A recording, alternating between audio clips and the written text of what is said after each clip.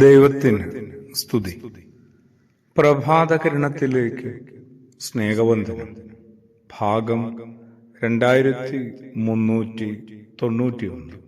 ഇന്ന് ജൂലൈ മാസം 18-ാം തീയതി. ഈ ആണ്ടിലെ 199-ാമത്തെ ദിവസത്തിലെത്തി. ജീവിതത്തിന്റെ സുഖദുഃഖങ്ങളെ എങ്ങനെയാണ് നേരിടേണ്ടത്? സാധിക്കുമെന്നറിയില്ല. എനിക്കും ഒട്ടും സാധിച്ചിട്ടില്ല. എന്നാലും സത്യം സത്യം തന്നെയാണ്, യാഥാർത്ഥ്യം യാഥാർത്ഥ്യവും. ജീവിതത്തിന്റെ സുഖദുഃഖങ്ങളെ നേരിടേണ്ടത് ഒരേ മനസ്സുകൊണ്ടായിരിക്കണം. അങ്ങനെയാണ് പഴയ നിയമത്തിലെ ഇയ്യോബ് നമ്മളെ പഠിപ്പിക്കുന്നത്. ഇയ്യോബിന് നേരിട്ട ദുരിതങ്ങളെ എങ്ങനെ അവസാനിപ്പിക്കാമെന്ന് ഭാര്യ ഒരു ഉപദേശം കൊടുക്കുന്നുണ്ട്. ആത്മഹത്യ ചെയ്ത് അവസാനിപ്പിക്കാം. യോബിന്റെ പ്രതികരണം എന്തായിരുന്നു? ദൈവത്തിൽ നിന്ന് നന്മ സ്വീകരിച്ച നമ്മൾ തിന്മയും സ്വീകരിക്കേണ്ടെന്നാണ് ചോദിക്കുന്നത്. ഭാര്യ തിരുത്തുകയാണ് അയാൾ. ഭാര്യ മാത്രമല്ല, എന്നെയും, നമ്മൾ ഓരോരുത്തരെയും. വാസ്തവത്തില് കുറെ കൂടി ഒരു ബോധത്തിൽ നമ്മൾ നമ്മളുടെ ഈ ശ്രേഷ്ഠമായ ജീവിതം നയിക്കേണ്ടതല്ലേ? അങ്ങനെ ആകേണ്ടതാണ്.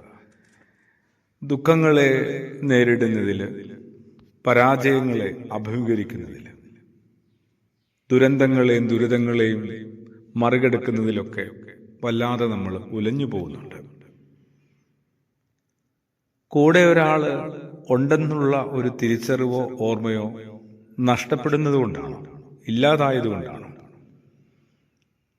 എൻ്റെ ഒപ്പം ഒരാളുണ്ടെന്നേ, സദാസമയവും എന്നെ ചുറ്റിപ്പൊതിഞ്ഞ അങ്ങനെയൊരു സ്നേഹാനുഭവത്തിന്റെ ഉറപ്പിലാണ് പഴയ നിയമത്തിലെ യോബും കഠിന പരീക്ഷകളെയൊക്കെ നേരിട്ടത്, അഭിമുഖീകരിച്ചത്, മറികടന്നത്.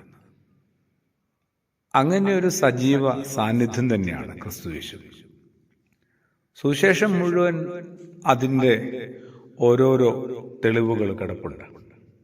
നമ്മളത് കണ്ടെത്താതെ പോകുന്നത് കൊണ്ടാണ് കൂടുതൽ പതറിപ്പോകുന്നതും ചിതറിപ്പോകുന്നതും ഒക്കെ.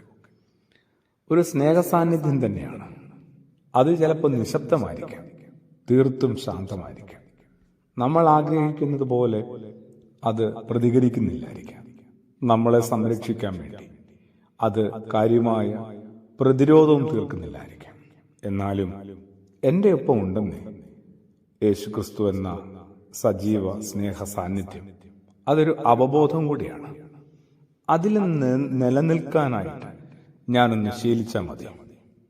അപ്പോൾ സുഖദുഃഖങ്ങളെയൊക്കെ ഒരേ മനസ്സോടെ ശാന്തമായി നേരിടാനായിട്ട് പറ്റും. ഒരു ചെറു പുഞ്ചിരിയോടുകൂടി തന്നെ അവയെ മറികടക്കാനും. ആമേൻ.